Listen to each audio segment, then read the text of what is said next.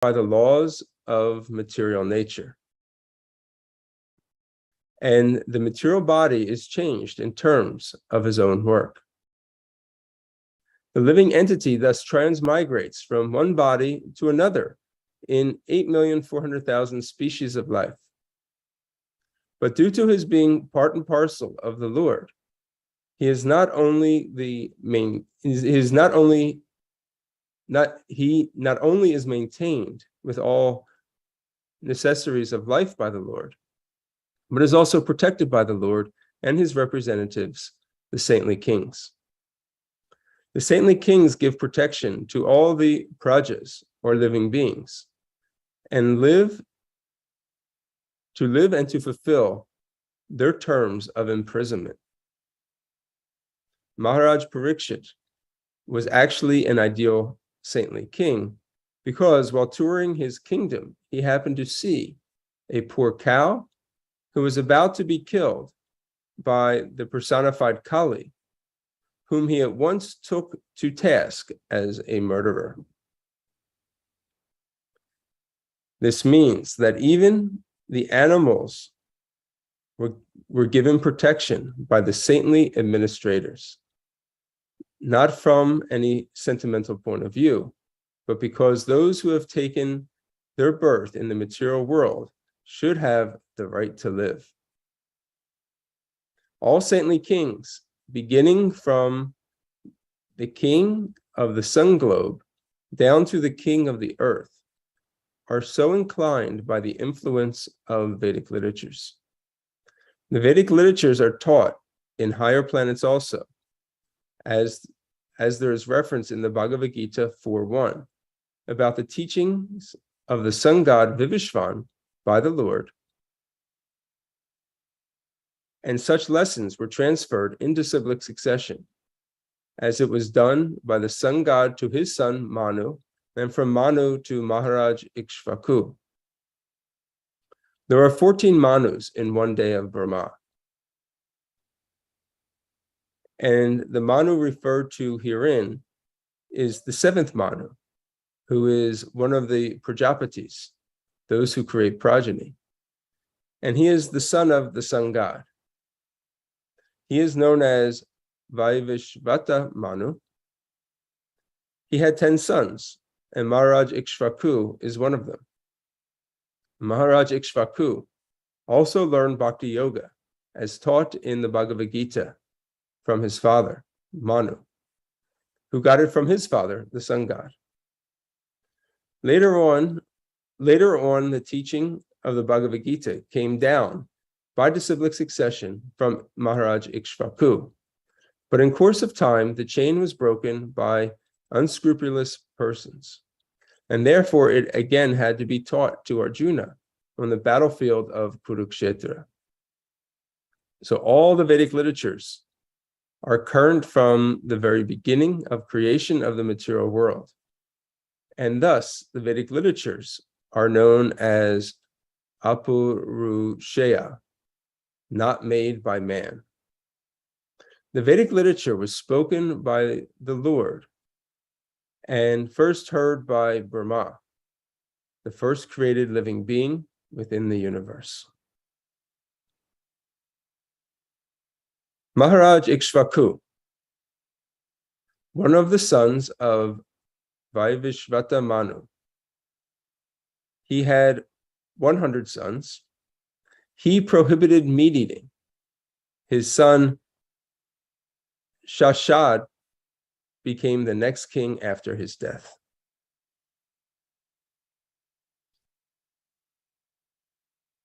In this purport, if you're not looking at it, if you're just listening, Srila Prabhupada is giving a brief history and introduction to each of these great personalities who were mentioned here. So the first one was Maharaj Ikshvaku. Next is Manu. The Manu mentioned in this verse as the father of Ikshvaku is the seventh Manu of the name Vaivishvata Manu. The sun god Vivishvan, whom the Lord instructed in the teachings of the Bhagavad Gita prior to his teaching them to Arjuna. Mankind is the descendant of Manu. This Vaivishvata Manu had 10 sons named Ikshvaku, Nabhagata, Drista, Shrayati, Narishyanta, Nabhaga, Dishta, Purusha, Prishadrida, and Vasuman. The Lord's incarnation, Matsya, the gigantic fish, was invented during the beginning of Vaivishvata Manu's reign.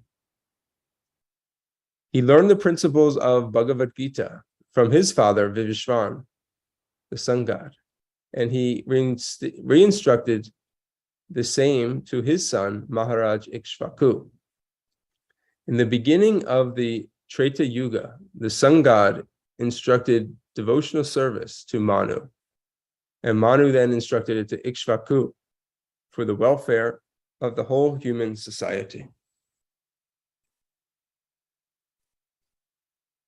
Lord Ram, the Supreme Personality of Godhead, incarnated himself as Sri Ram, accepting the sonhood of his pure devotee Maharaj Dasarath, the king of Ayodhya.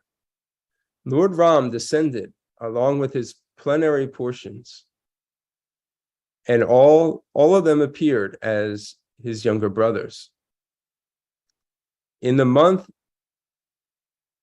Chaitra, on the 9th day of the growing moon in the Treta Yuga, the Lord appeared, as usual, to establish the principles of religion and to annihilate the disturbing elements. When he was just a young boy, he helped the great sage Vishwamitra by killing Subahu and striking Maricha, the two demons who were disturbing the sages in their daily discharge of duties. The Brahmanas and Kshatriyas are meant to cooperate for the welfare of the mass of people. The Brahmana sages endeavor to enlighten the people by perfect knowledge, and the Kshatriyas are meant for their protection. Lord Ramchandra is the ideal king for maintaining and protecting the highest culture of humanity, known as the Brahmanya Dharma. The Lord is specifically the protector of the cows and the Brahmanas, and hence he enhances the prosperity of the world. He rewarded the administrative demigods by effective weapons to conquer the demon through the agency of Vishwamitra. He was present in the bow sacrifice of King Janaka, and by breaking the invincible bow of Shiva, he married Sita Devi, daughter of Maharaj Janaka. After his marriage, he accepted exile from the forest for 14 years by the order of his father, Maharaj Dasarath, to help the administration of the demigods. He killed 14,000 demons, and by the intrigues of the demons, his wife Sita Devi was kidnapped by Ravana. He made friendships with Sugriva, who was helped by the Lord to kill Vali, brother of Sugriva. By the help of Lord Ram, Sugriva became the king of the Varnaras, the race of the gorillas. The Lord built a floating bridge of stones on the Indian Ocean and reached Lanka, the kingdom of Ravana, who had kidnapped Sita. Later on, Ravana was killed by him, and Ravana's brother, Vibhishana, was installed on the throne of Lanka. Vibhishana was one of the brothers of Ravana, a demon, but the Lord made him immortal by his blessings. On the expiry of 14 years, after settling the affairs of Lanka, the Lord came back to his kingdom Ayodhya, by a flower plain. He instructed his brother, Satarugnaha, to attack Lavanasura, who reigned at Mathura, and the demon was killed. He performed 10 Ashwamedha sacrifices, and later he disappeared while taking a bath in the Sharayu River. The great epic Ramayana is the history of Lord Ram's activities in the world, and the authoritative Ramayana was written by the great poet Valmiki. Srila Prabhupada ki jai. Om Agyanatimarandasya Gyananjana Shlakaya Chakshur Umliyatam Yena Tasmai Shri Gurave Namaha. Shri Chaitanya Manobishtam Swapitam Yena Bhutale Swayam Rupa Karamayam Dadati Swapatantikam Vanchakopatarubhyascha Kripasindhuvyeva Patitanam Pavanevyo Vaishnavevyo Namo Namaha. Jaya Shri Krishna Chaitanya Prabhu Nityananda Shri Advaita Gadadhar Shivasadi Gaura Bhaktivinoda. Hare Krishna, Krishna Krishna, Hare Hare, Hare Rama, Rama Rama, Hare Hare. Today's verse once again. The learned Brahmana said, O son of Pritha, this child shall be exactly like King Ikshvaku, son of Manu, in maintaining all those who are born. And as for following the Brahminical principles, especially in being true to his promise, he shall be exactly like Ram, the personality of Godhead, the son of Maharaj Dasarath.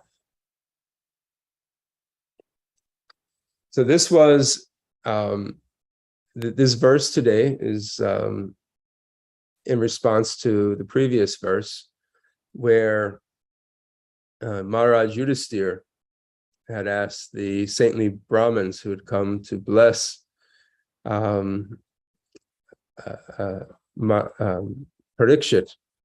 Maharaj right after his birth. He wanted to ask him, what does his future look like? Is he going to, basically be very noble? And will he be, a great saintly king like his forefathers? And this is very relevant because you have to understand all of the loss that this family had gone through, all the various catastrophes, the fact that Maharaj Parikshit, as we read earlier, was still there, was really, only by the grace of the Supreme Lord, who had protected him from within the womb. So the fact that they got to this point and Parikshit was really the last person standing in the lineage was, was very important. We should understand that the importance of that, and that Maharaj Yudhisthira was that's asking, wanting to know, please tell me about him because he is the heir to this dynasty. Here we see Pritha. Usually when we read the Bhagavad Gita, when we hear the word Partha, it usually refers to Arjuna. But in this case, it's referring to Maharaj Yudhisthira, his brother. They're both sons of Kunti, who's known as Pritha. So the word Partha is used for, in this case, to identify Maharaj Yudhisthira. And we see that, Srila Prabhupada, he explains, he took the opportunity for us to learn more about King Ikshvaku by Vishvata Manu, as well as Lord Ramachandra. And this is the first time, after mentioning him in the third chapter, when they, briefly about the incarnations, this was an opportunity to glorify and give a little bit of history of Lord Ramachandra. For those that are going in sequence, and this is your first time, this may be the first time learning anything about Lord Ramachandra. So Srila Prabhupada took the opportunity to explain about the Lord's incarnation as Lord Ram. So it's being stated here that to Maharaj Yudhisthira, please don't worry. Your child will be exceptional and virtuous, and exactly like these tremendous personalities,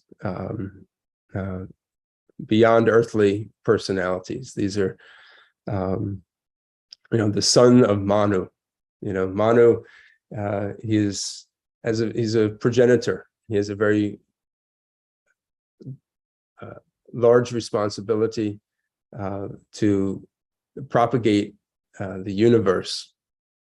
And as mentioned, there are 14 Manus in one day of Brahma, and each Manu lives for roughly it's 306,720,000 years. So that is the life, and that's equivalent to 71 Divya Yugas. One Divya Yuga is a combination of, the Satya Yuga, Treta Yuga, Dwapara Yuga, and Kali Yuga. It makes one Divya Yuga. So currently we're in the 28th Divya Yuga, or Chatur Yuga, it's also known by, and we're in the Kali Yuga of that 28th Divya Yuga of Vaivashvata Manu. So a very, very long period of time that he's in. So, and then his son, Ikshvaku, as mentioned, and for those that read the Bhagavad Gita in the 4th chapter, it gives this brief history of this parampara system, evam parampara praptam, that the sun god Vivishwan instructed to Manu, Manu to Ikshvaku, Ikshvaku, and so on. And it was passed along to saintly kings. Again, Maharaj Parikshit is being identified as he will be one of these saintly kings. So I wanted to take a look and make sure that this beginning part of this purport is emphasized, because it also it'll lead to this point of why it's so important to have saintly kings, and why it's being emphasized so much here in the Srimad Bhagavatam. The living beings who take birth in this material world,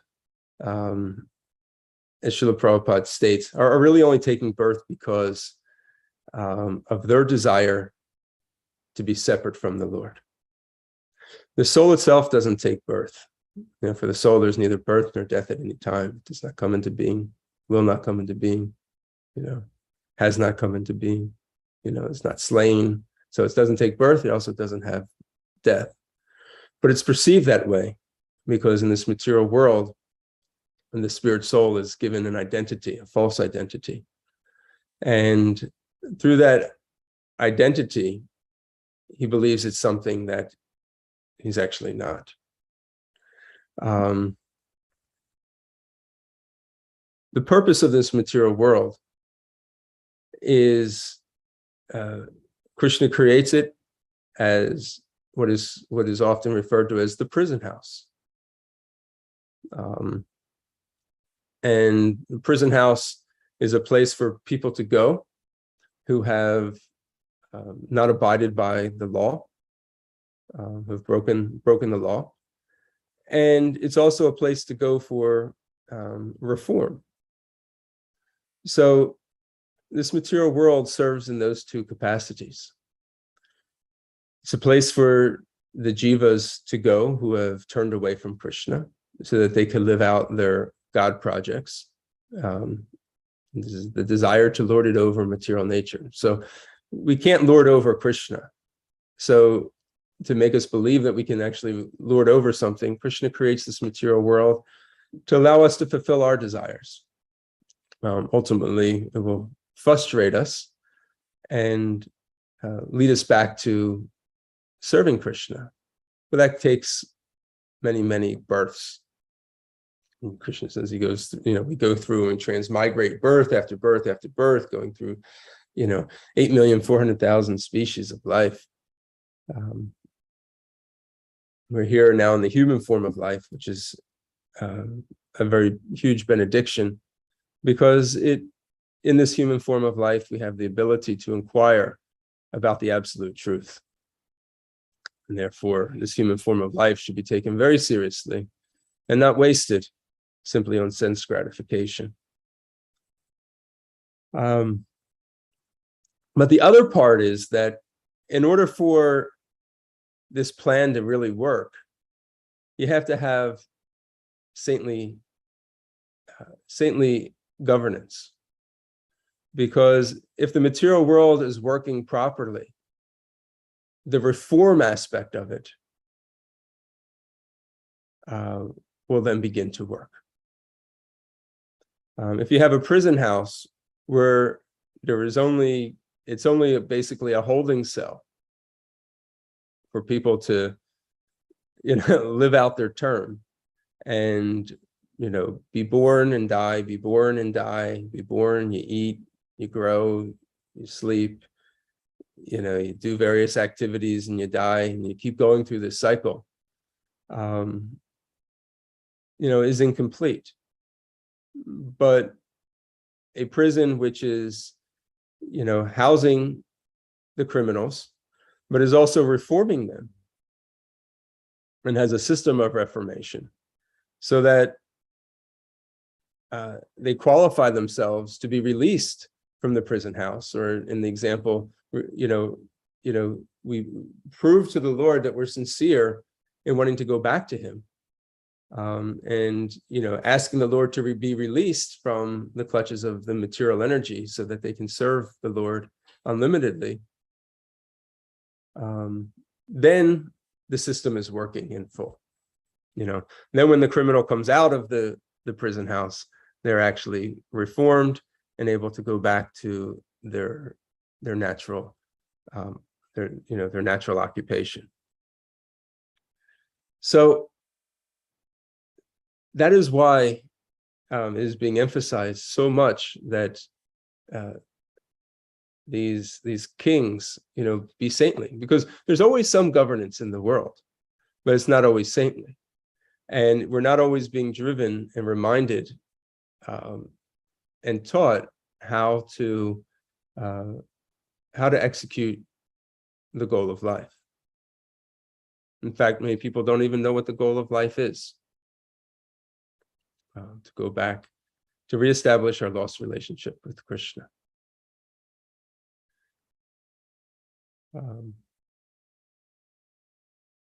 I found it particularly interesting and certainly worth mentioning here that in reference to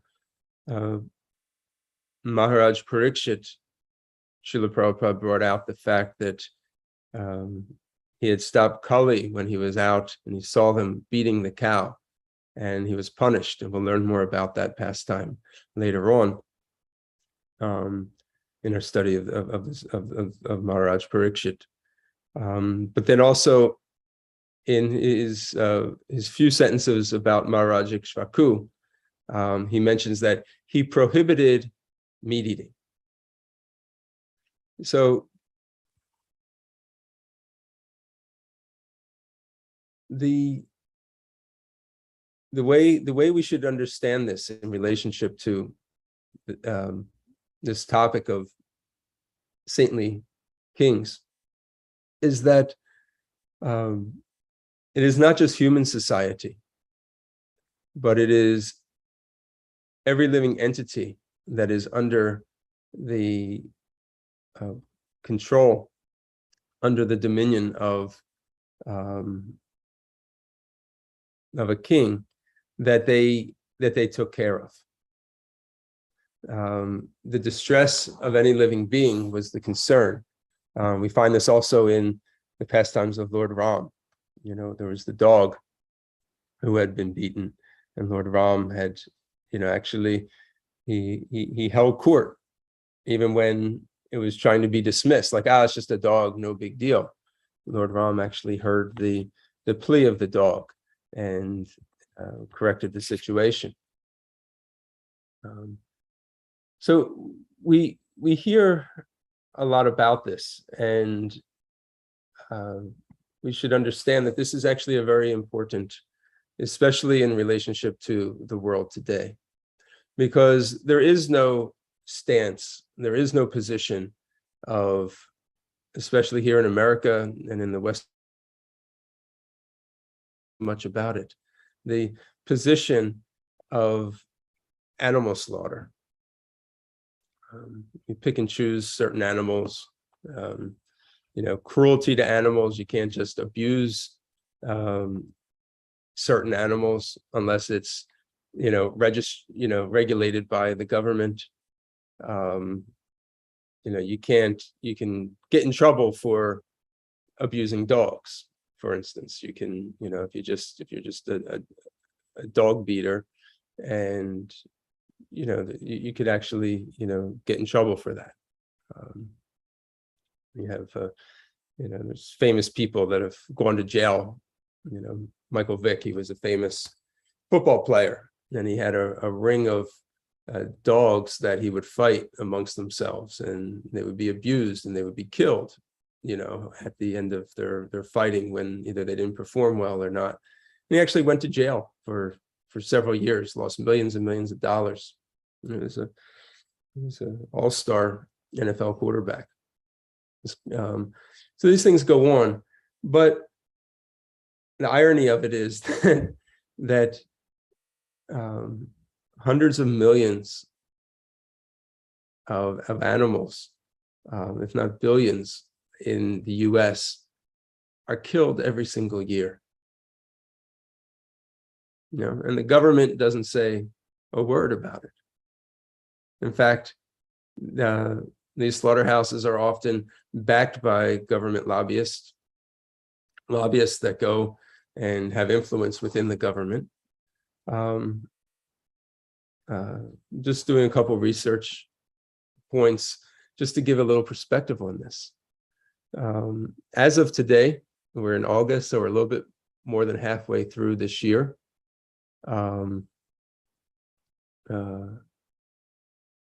In America, 34,789,517,000 plus animals have been slaughtered this year. This includes fish, etc. But chickens, 8 billion, turkeys, 214 million, cows, 36 million, pigs, 124 million, ducks, 23 million. If you ever take a ride on the US Turnpike, at least one time, if you're going out to, say, Gita-Nagari or going further west, Pittsburgh or so, you'll come across at least one, if not many, of these trucks. They're either carrying pigs or chickens, and they're boxed in there. And you go, you wouldn't even notice it. And we recently saw it, and I mentioned to my son, I said, do you know what's in there? And he looked, and he could see this pig face, smashed up against the opening, because they have openings in there so they could breathe. And he put it together. He made the link, and he says, oh my gosh, this is what happens to them. And we're in ignorance. We've become so desensitized to the death of and treatment of these poor innocent animals that it has become in society just something that we order when we go out to eat or pick up when we, go food shopping, and then throw in the oven and then on our plates and then put them into our bodies.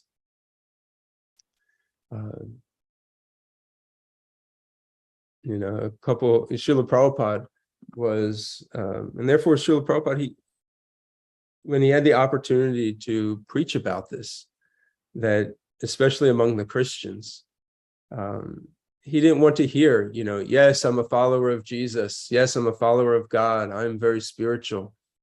He didn't want to hear that because he would always bring up, he says, well, you should follow then, one of the primary teachings of your Bible, which says, thou shalt not kill.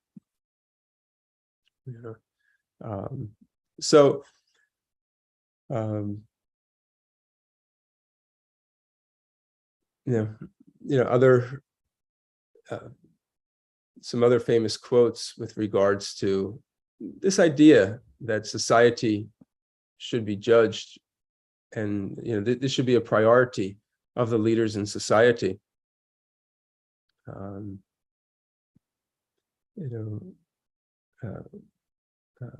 Mahatma Gandhi, he once wrote that the greatness of a nation and its moral progress can be judged by the way its animals are treated. I hold that the more helpless a creature, the more entitled it is to protection by man from the cruelty of man. So in that, basically saying that you take how man treats, the most helpless or most innocent of all creatures, and that will be the show of the greatness of that culture. A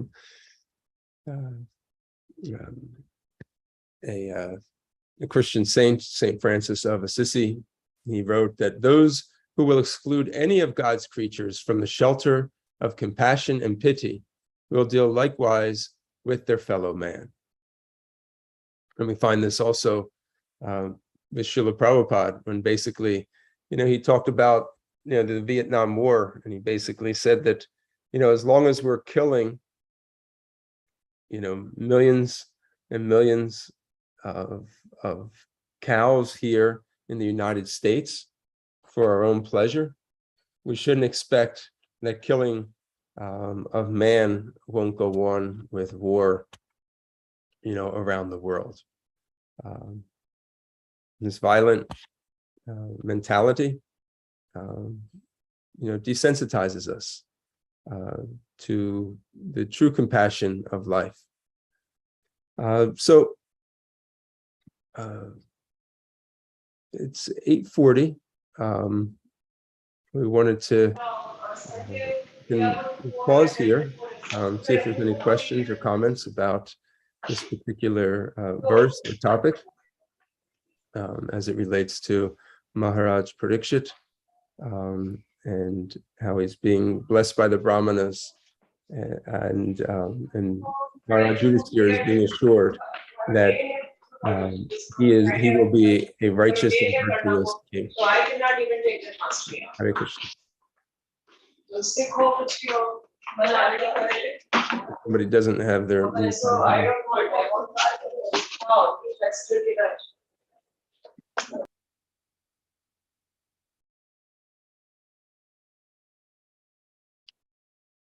Okay.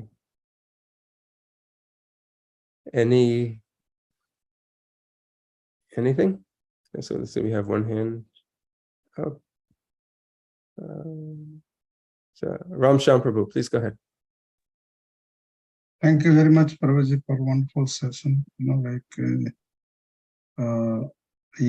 made a very good point related to the animal killing is going on, especially here.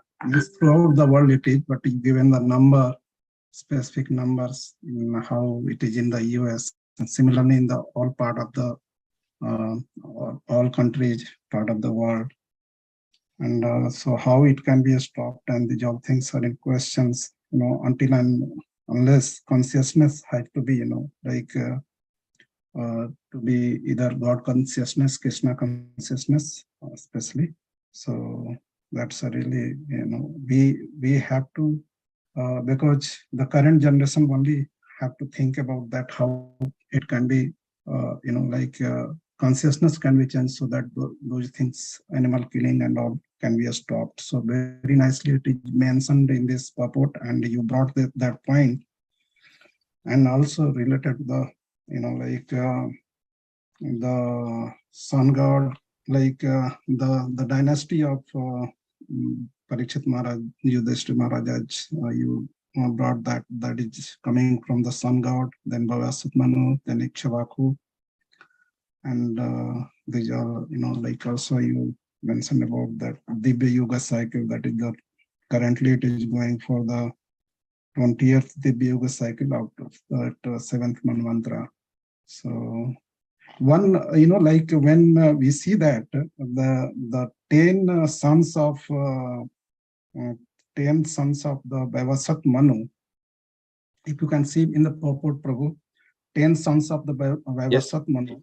Yep. Nabhaga coming 2 times. So sometime I have seen that in our family members also, the great grandfather or father's name also again repeat to the sons. Is that the same case? I was wondering. Nabhaga coming on the 2nd number, as well it is coming on the 6th number.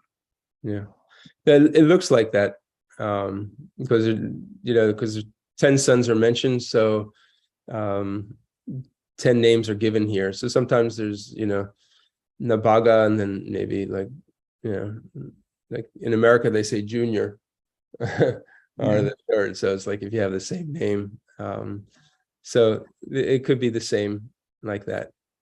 Right. Nabhaga. Yeah. Junior Bush president was there, and again his father was also president, kind of. So senior. Yeah. So I don't know anything about those personalities, so I can't necessarily say for sure and what the age difference was. And he had 10 sons, and lives for a very, very long time. So when those sons were born, how many millions of years apart they could have been born, I really don't know, but it seems likely that you could have 2 sons named with similar names or the same name. Yeah, thank you very much, Prabhuji. It's really, you brought the points very nicely. So thank you very much. Hare Krishna. Hare Krishna. Prabhu, thank you very much for your class. Nice class. One thing I really liked is that you said that this, as long as the animal killing is not stopped, especially cow killing, the human killing will not be stopped. That's very impressive, actually. That, and that's the Vedic fact, actually. That. And about Ram Sham Prabhu was discussing about Nabhag, and one is Nabhag and one is Nabhaga.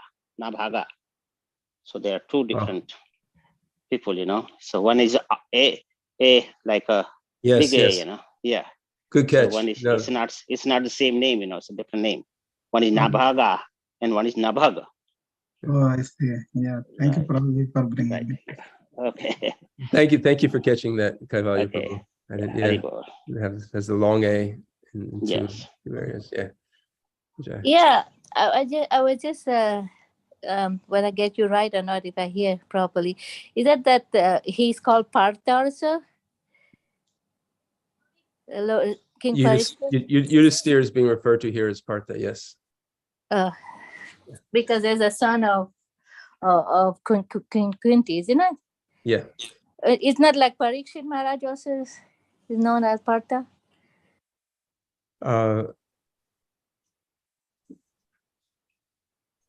Would Parikshit Maharaj be known as Partha? I don't know.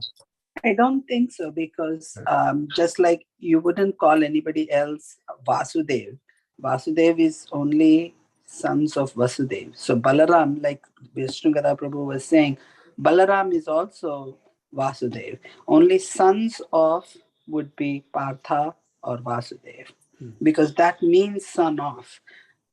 Parikshit is not son of Kunti, he's the grandson of Kunti.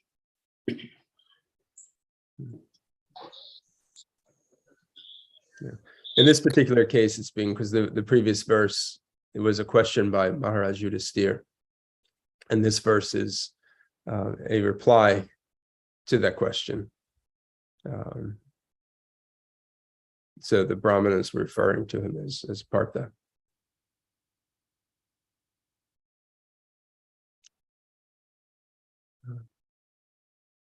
Okay, thank you. Thank you. I think that was I thought I mistaken. Really.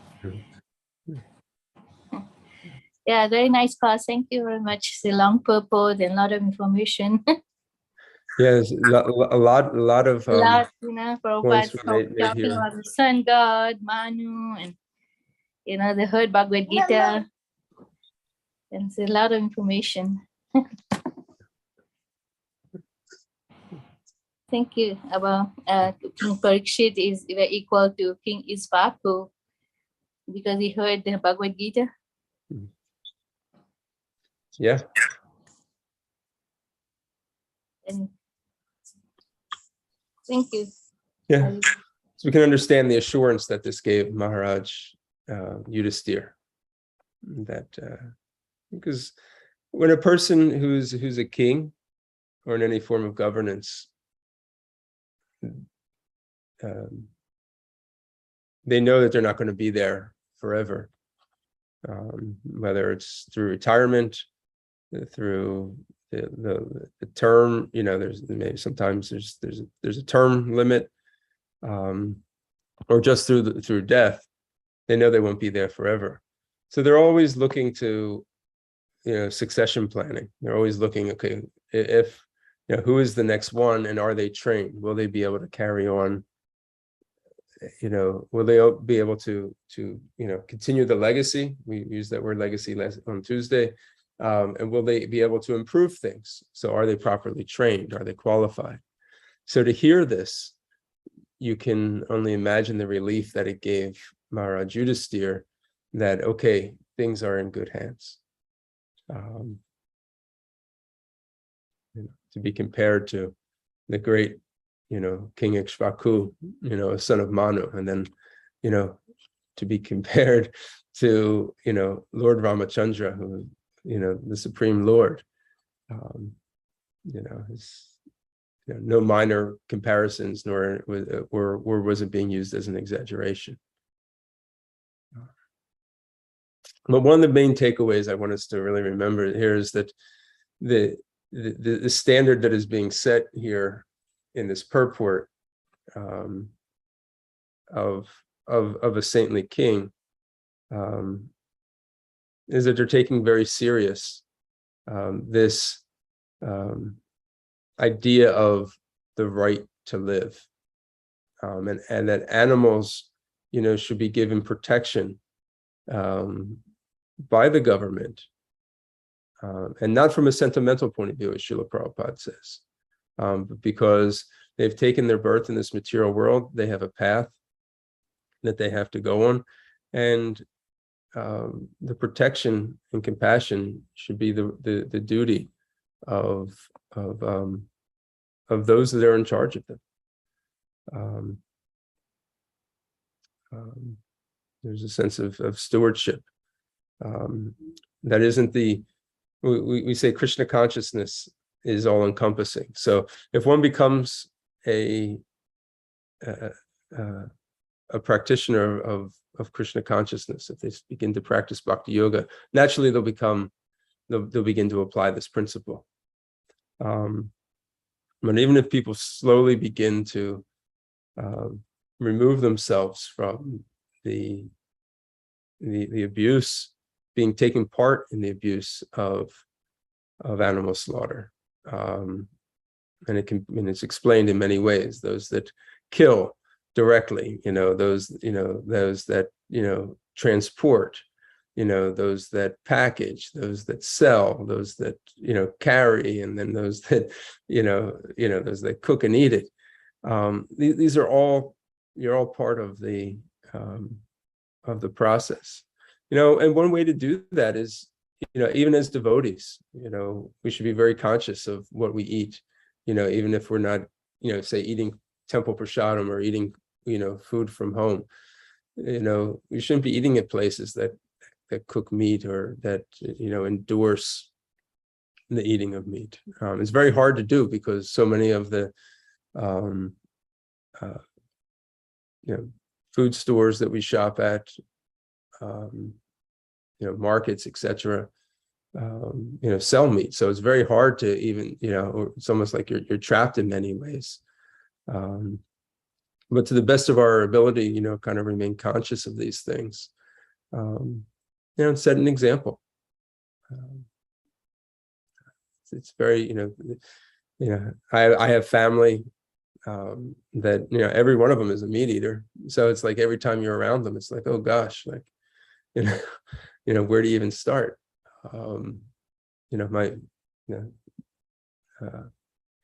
So it becomes a very big challenge, and we should see that here in America, as well as other parts of the world, that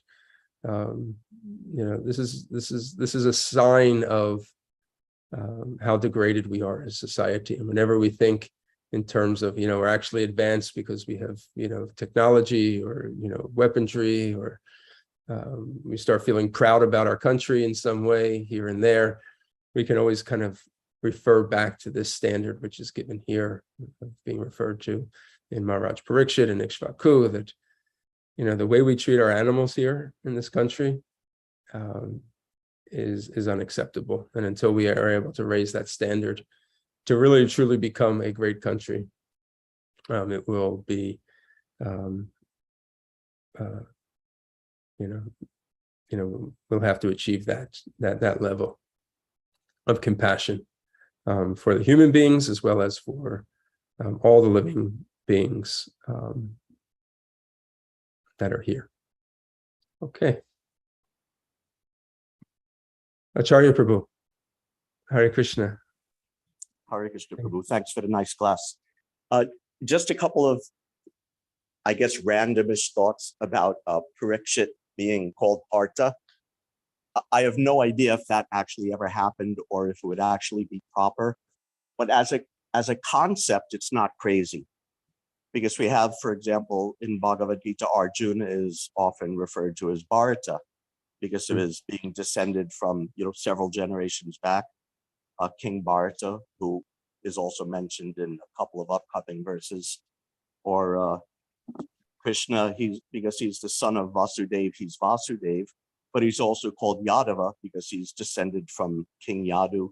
So getting a name or a title in some way from a previous ancestor is not a completely crazy idea, maybe. Does that make any sense? It does make sense, yes. Not that it's necessarily, an actual name given or that it's proper, but at least as a concept, it has some traction, I guess. Okay, that's Right. it. Thanks a lot, Prabhu. Hare Krishna. Yeah. Thank you for that.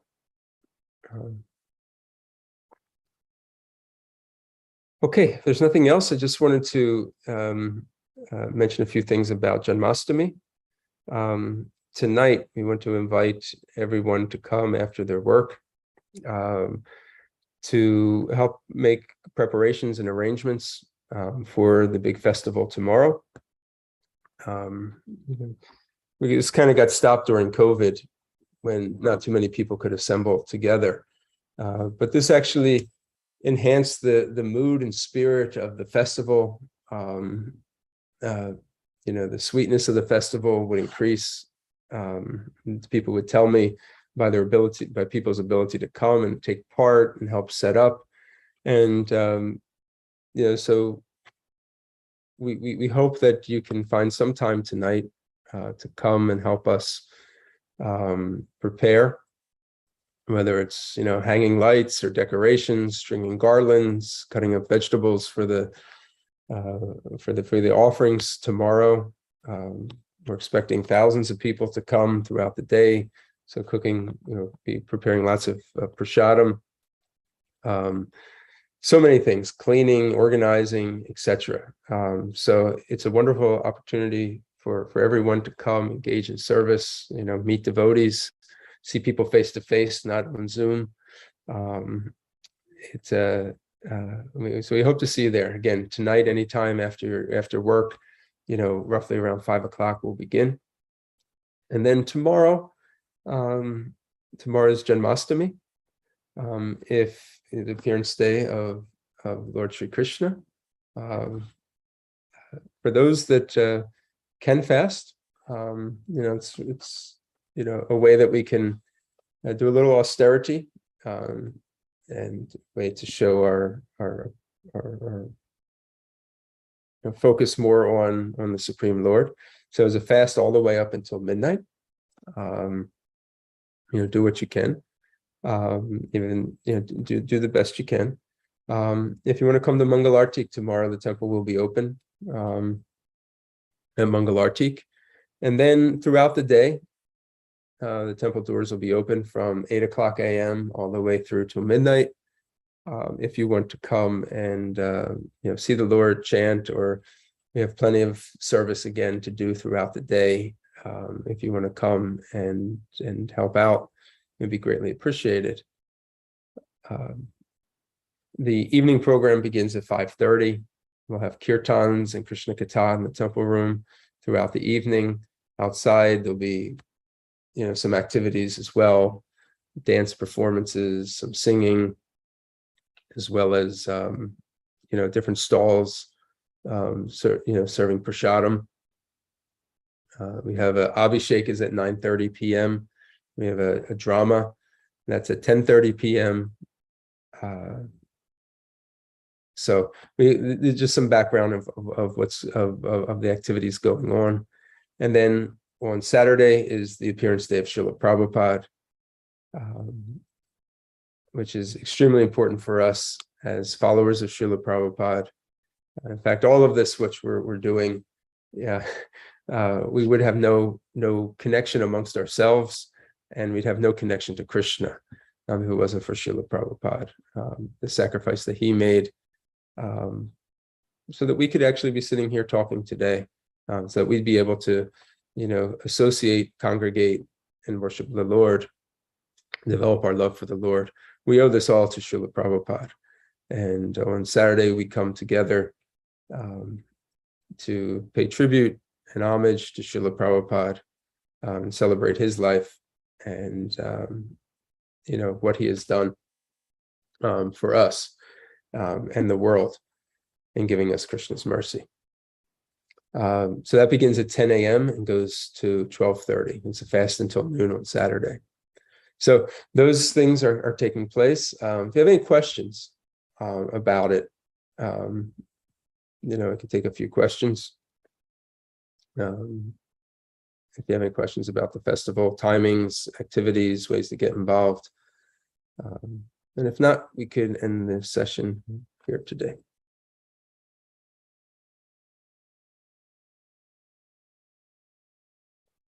Okay. If you do have any questions about Janmashtami and things, please feel free to reach out. Did you get enough people for parking? This is a big problem because everybody take two places. I'll say one thing about parking, that if you can carpool and come together with somebody, that would help out a lot. Sometimes families, they bring two cars.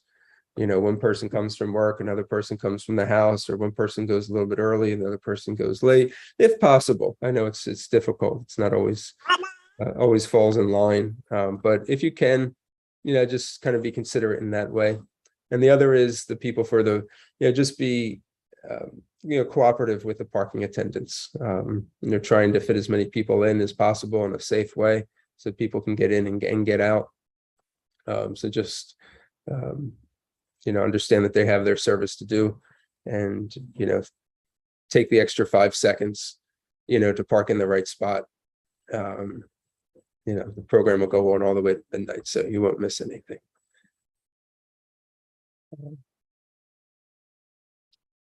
But if anybody is interested in assisting in parking, we can always take 1 or 2 more. It's very important service, so that everybody can get to go. Otherwise, people will just drive around and round. They don't know where to go. A lot of people come, you know. Okay, we will conclude here. Everybody have a wonderful Krishna conscious day. I hope to see you tonight. And Gataraj Srimad Bhagavatam ki jai. Srila Prabhupada ki jai. Panchakalpatarubhyascha Kripasinduvyabhyo Itinam Pavanebhyo Vaishnavebhyo Namo Namaha.